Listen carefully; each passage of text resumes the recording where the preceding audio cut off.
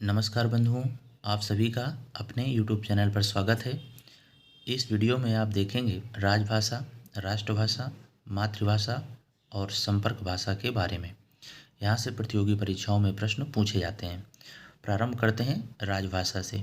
राजभाषा को अंग्रेजी में ऑफिशियल लैंग्वेज कहते हैं। राजभाषा का सामान्य अर्थ क्या है? तो राजकाज की भाषा। और समझते हैं, राज्य या प्रशासन की भाषा को राजभाषा कहा जाता है। यानी जो राज्य है और यानी जो राज्य का प्रशासन है उसकी भाषा को क्या कहा जाता है? राजभाषा कहा जाता है। अगर सरल शब्दों में कहें तो राजभाषा के माध्यम से ही समस्त प्रशासनिक कार्य जो होते हैं वो संपादित होते हैं। राजकाज के जो कार्य होते हैं वे क्या होते हैं? संपादित होते हैं राजभाषा के माध्यम से। दो तिथियां बहुत महत्वपूर्ण हैं, इनको समझिएगा। 14 सितंबर 1949 और 26 जनवरी 1950। क्या होता है इनमें? 14 सितंबर 1949 को हिंदी को संविधान सभा द्वारा भारत की राजभाषा घोषित किया गया था। संविधान सभा द्वारा हिंदी को भारत की राजभाषा घोषित किया गया था। प्रश्न पूछा जा सकता है कि हिंदी को भारत की राजभाषा किसके द्वारा घोषित किया गया? विकल्प आपको दिए जा सकते हैं कैबिनेट मिशन, क्रिप्स मिशन, संविधान सभा, इनमें से कोई नहीं। तो आप देख रहे हैं आपका उत्तर क्या हो जाएगा? संविधान सभा द्वारा हिंदी को भारत की राजभाषा घोषित किया गया था। कब? 14 सितंबर 1949 को।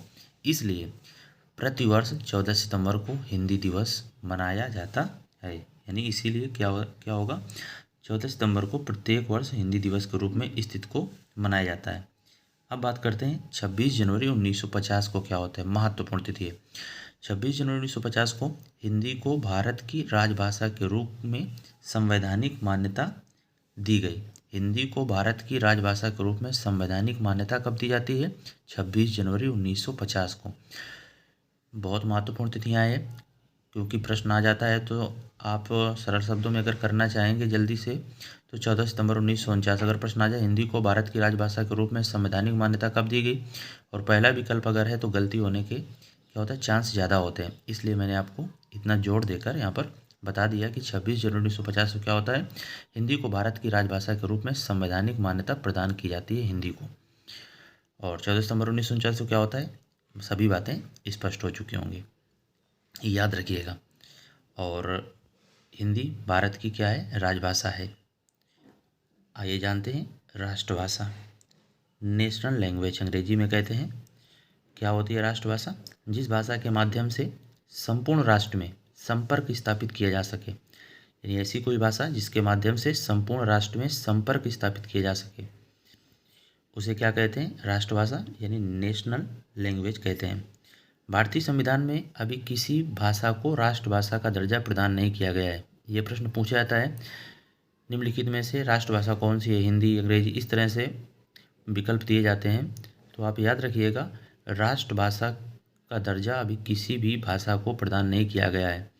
आप देख सकते हैं, क्योंकि जिस भाषा का मतलब संपूर्ण राष्ट्र में, तो संपूर्ण राष्ट्र में ऐसी कोई एक भाषा तो अभी है नहीं कि जिससे संपर्क स्थापित किया जा सके। क्योंकि साउथ में जाएंगे तो तमिल, तेलुगु, कन्नड़ ये लोग जानते हैं, और आप नॉर्थ में रहेंगे तो हिंदी। इस तरह से सभी में संभव नहीं है कि किसी भाषा को भी राष्ट्रभाषा अभी तक, ये समझिए आपकी राष्ट्रभाषा का जो दर्जा है वो किसी भाषा को प्रदान नहीं किया गया। क्या होती है राष्ट्रभाषा? तो जिस भाषा के माध्यम से संपूर्ण राष्ट्र में संपर्क स्थापित किए जा सके।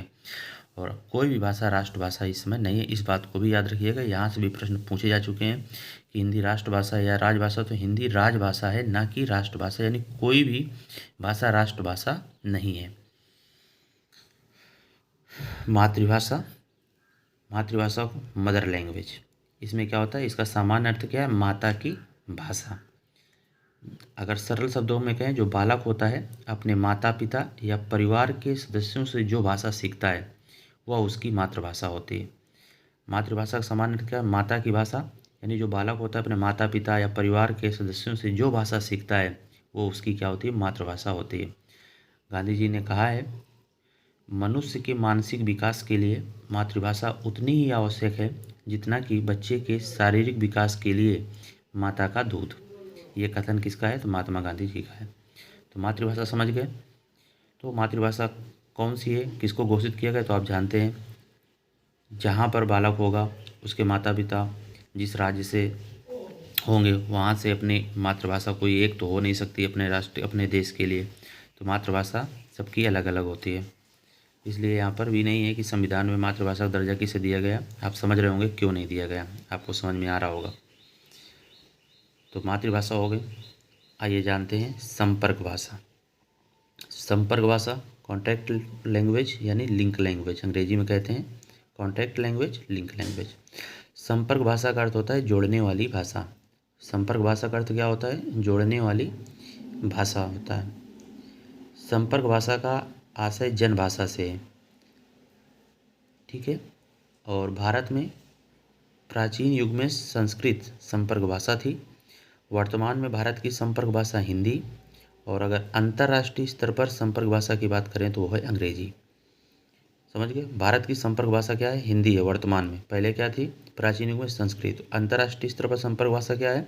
अंग्रेजी है। क्या होती है संपर्क भाषा? ये होती है जैसे किसी कोई क्षेत्र है, प्रदेश है या देश के ऐसे लोगों के बीच पारस्परिक विचार विनिमय का कार्य करे जो एक दूसरे की भाषा नहीं जानते। दूसरे शब्दों में अगर कहें तो विभिन्न भाषाभाषी वर्गों के बीच संप्रेषण के लिए जिस भाषा का प्रयोग किया जाता है वो संपर्क भाषा कहलाती है। सरल शब्दों में और आपको बता दें, जैसे कोई कहीं पर आप हैं, हो सकता है आप हिंदी में बात कर रहे हैं और कोई तमिल या तेलुगु में बात कर रहा है, तो आप समझ नहीं पा रहे हैं, तब जाके आप संपर्क भाषा का प्रयोग वहाँ पर करते हैं, यानी अंतर्राष्ट्रीय स्तर पर अंग्रेजी और वर्तमान में भारत की संपर्क भाषा हिंदी। इस तरह से आपको याद रखना है। ये थे महत्वपूर्ण तथ्य। जानकारी अगर आपको अच्छी लगी हो तो वीडियो को लाइक, चैनल को सब्सक्राइब कर लीजिएगा, क्योंकि उसमें आपका भी लाभ है। आपको ऐसी जानकारी मिलती रहेंगी। धन्यवाद।